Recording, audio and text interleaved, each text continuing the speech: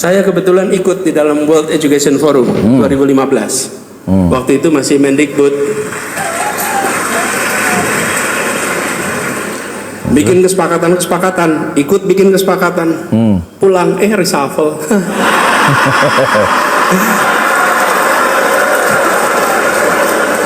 Saya lagi cerita apa tadi? Belok kanan. Gini, jangkanya panjang kalau pendidikan. Kalau untuk bicara infrastruktur masih cepat, ekonomi pun cepat. Teman-teman sekalian, Anda tahu namanya World Economic Forum?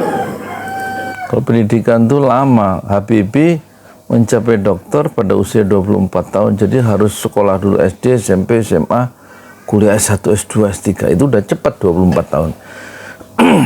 Ada yang 26 doktor, 20, 30.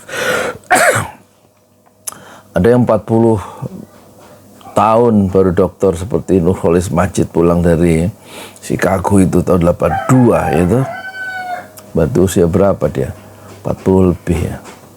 Tapi kalau membangun infrastruktur cepat kata Anies Baswedan. Tahu ya? Lokasinya di mana itu? Davos, World Economic Forum. Oh. Bagus sih berani ngomong, salah tapi. Davos. Lokasinya di mana? Davos, Swiss ya. World Economic Forum itu dilakukan setiap kapan? Setiap tahun. Setiap bulan Januari. World Economic Forum. Pemimpin-pemimpin seluruh dunia usaha, dunia pemerintahan kumpul di Davos. Di situ mereka membahas apa yang akan menjadi rencana 1 tahun ini. Karena itu selalu dikerjakan di bulan Januari. Kalau organisasi namanya rapat kerja, itu pada kumpul tuh cerita tren terbaru ini, langkahnya ini, fiskalnya ini, moneternya ini, terus cerita tuh situ. Berkumpullah semua di situ, tukar pikiran, tukar pandangan setiap tahun. Kalau World Education Forum tiap 15 tahun sekali. Oke. 15 tahun. World Economic Forum setiap 15 tahun. World Education Forum tiap 15 tahun. Jadi World Education Forum yang terakhir tahun 2015. Sebelumnya tahun 2000. Sebelumnya tahun 85. Sebelumnya tahun 70. Coba bayangkan. 70, 85, 2000, 2015. Dalam waktu berapa tahun tuh? 45 tahun, baru 4 kali. Setiap 15 tahun. Baru ada lagi tahun 2030. Setiap mengambil keputusan ditunggu 15 tahun hasilnya. Itulah sebabnya kalau kita bicara tentang infrastruktur pendidikan, maka jangan harap dia muncul dalam statistik besok. Bahwa dikerjakan hari ini, maka akan muncul manusia-manusia luar biasa sebelum pemilu besok. Nggak ada. Bisa. Kita akan bertahan dalam waktu yang panjang. Saya kebetulan ikut di dalam World Education Forum 2015. Waktu itu masih Mendikbud. Bikin kesepakatan, ikut bikin kesepakatan, pulang reshuffle.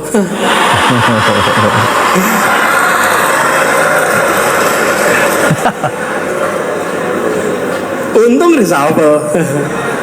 Iya. Jadi salah satu kesepakatan terpentingnya teman-teman, salah satu kesepakatan terpenting adalah PAUD universal. Setiap anak minimal dapat 1 tahun pendidikan pra-SD. Itu salah satu kesepakatan. Dan Indonesia termasuk yang tanda tangan. Menterinya Anies Baswedan. Iya. Jadi waktu itu saya dorong tuh PAUD untuk didorong di mana-mana. Bagian dari komitmen kita untuk mengubah dunia. Bahwa seluruh dunia akan ketemu lagi 2030, lapor. Tiap negara lapor tuh nanti.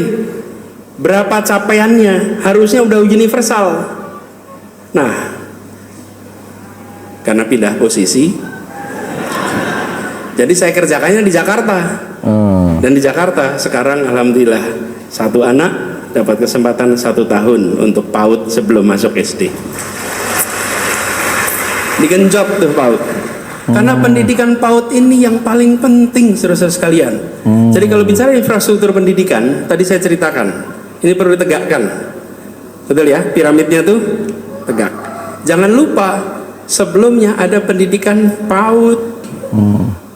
Dan PAUD ini itu pendidikan yang terpenting. Pendidikan pra SD itu pendidikan yang terpenting. Golden age, golden apa? Walaupun sekarang sudah masuk fakultas dan jurusan yang sangat susah seleksinya, lebih penting pendidikan PAUD-nya. Kenapa? Beberapa hari yang lalu saya menghadiri acara peresmian Masjid A'agim. Pas peresmian itu A'agim, kita ada semacam ngobrol lah. Dan A'agim bilang begini, Pak Anies, pendidikan itu penting sekali. Tapi kenapa udah pendidikan sampai tinggi-tinggi masih korup?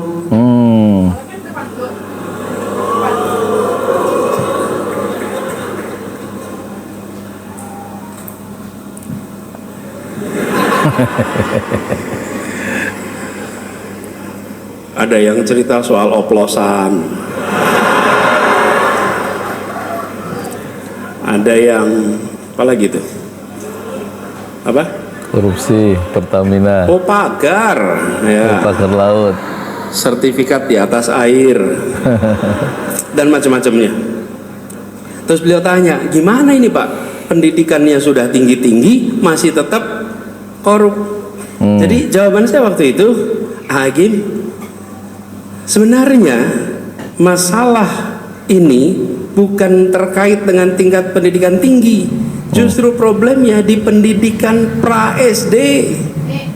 Disitulah kita diajari apakah barang itu milik kita atau bukan. Mana barang milik kita, mana bukan milik kita. Seringkali kita tidak memiliki kesadaran itu. Ini punya saya atau bukan.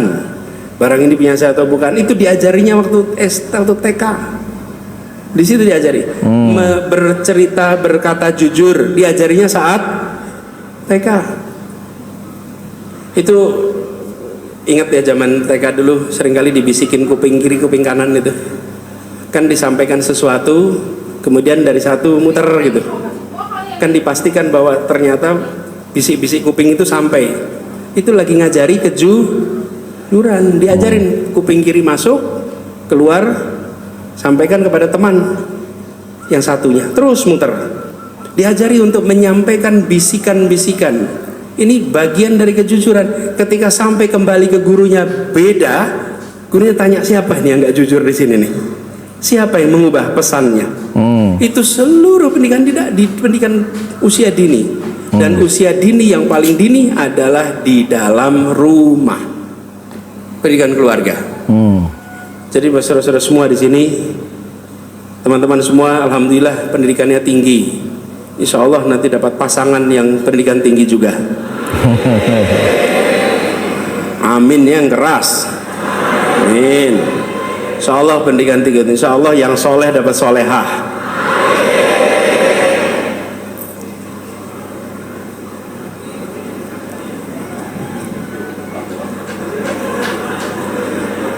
Mau nggak ini yang mahasiswa ini? Mau nggak dapat mahasiswa yang pinter? Mau nggak dapat mahasiswa yang ganteng?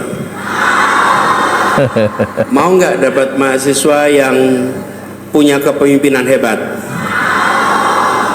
tapi tidak soleh? Saudara perhatikan itu. Aspirasinya, walaupun pinter, walaupun ini, begitu pertanyaan terakhir, mau nggak kalau nggak soleh? Nggak mau. Jadi saudara-saudara semua bersiaplah jadi mahasiswa yang soleh. Pinternya udah dapat, insya Allah soleh. Nah, poin ini sekalian, pendidikan dalam rumah ini pendidikan yang kunci. Pendidikan kunci di dalam rumah, ibu bapak. Pendidik terpenting yang paling tidak tersiapkan namanya orang tua. Itu pendidik terpenting yang paling tidak tersiapkan. Iya, itulah.